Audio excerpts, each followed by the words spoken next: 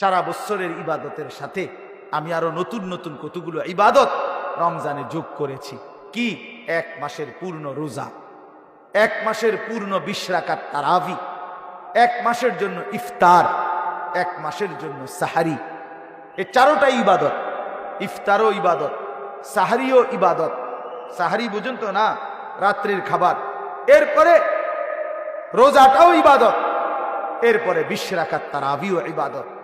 মাহে রমজান আমাদের সামনে, একদম মুখোমুখি। শাহরু রমাদান, রমজান মাস। এই রমজান মাসটাকে কদর করার কথা আমি বলতে চাই।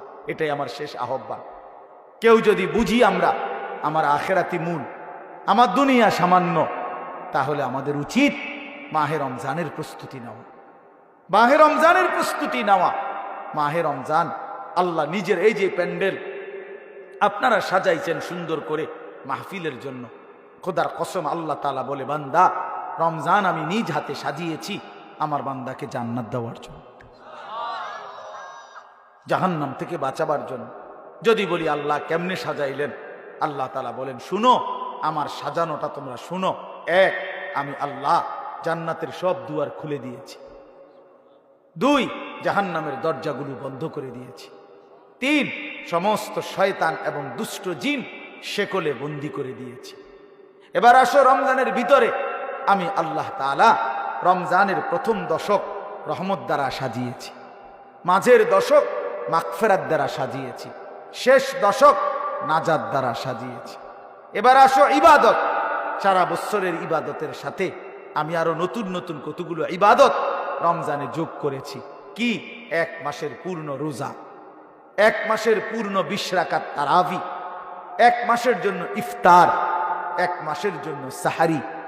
এই 4টা ইবাদত, ইফতারও ইবাদত, সাহারিও ইবাদত। সাহারি বুঝুন তো না, রাত্রির খাবার। এরপরে রোজাটাও ইবাদত, এরপরে 20 রাকাত তারাবিও ইবাদত। আল্লাহ বলেন, এরপরে শেষ দশক, শেষের 10 দিন এতেকাফ, মসজিদের এতেকাফ আমি এর দ্বারা সাজিয়েছি। শেষ দশকের বেজর রাত্রিগুলো আমি আল্লাহ তাআলা সবে কদরের দ্বারা সাজিয়েছি। সুবহানাল্লাহ। এরপরে আল্লাহ বলেন, নেকির হিসাব, নেকির হিসাব হইল একটা নফল একটা ফরজের সমান, একটা ফরজ 70টা ফরজের সমান। একজন রোজাদারকে ইফতার করাইলে 3টা পুরস্কার, গুনাহ মাফ, জাহান্নাম থেকে মুক্তি, রোজাদারের সমপরিমাণ নেকি, সমপরিমাণ নেকি। আল্লাহ তাআলা বলে, বান্দা এতভাবে আমি আল্লাহ রমজানকে সাজাইলাম, উদ্দেশ্য কি? শুধু তোমাকে জান্নাত দেব, তোমাকে আমি জান্নাত দিতে চাই বান্দা, তুমি নেও বান্দা, লাআল্লাকুম তাত্তাকুন। আল্লাহ বলছে 1 মাসে মুত্তাকি বানিয়ে দেব, 1 মাসে তুমি আমার গুনাহ ছেড়ে দাও, আমার একটা রমজান তুমি কদর করো বান্দা, আমি তোমারে মুত্তাকি বানিয়ে জান্নাতি বানিয়ে দেব। এই জন্য আল্লাহ বলছে শাহরু রমাদান। যে আয়াতটা আমি পড়েছি, আল্লাহ নিজে রমজান মাস, এই শব্দ রমজান মাস আল্লাহ নিজে কোরআনে উল্লেখ করছে। এই জন্য রমজান মাস এটা উচ্চারণ হয় বছরে কতদিন জানেন? প্রতিদিন, প্রতিদিন, প্রতিদিন। কেমনে? কারণ 24 ঘন্টা পৃথিবীতে কোথাও না কোথাও আল্লাহর কোরআন তিলাওয়াত হয়।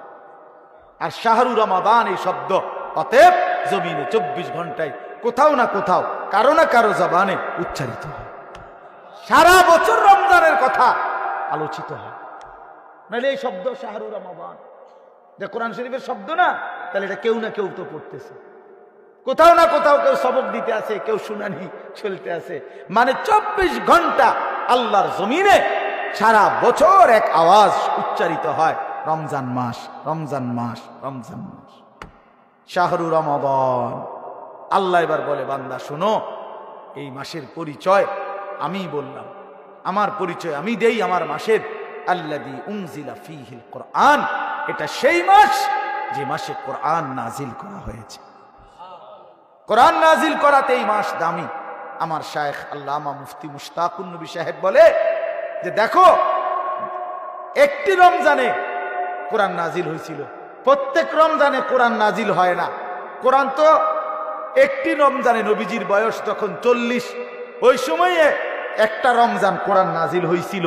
কিন্তু ওই এক মাসে একবার কোরআন নাজিল হওয়ার কারণে কোরআনের বরকতে ওই মাস যতবারই পৃথিবীতে আসে ততবারই দামি হয়েছে।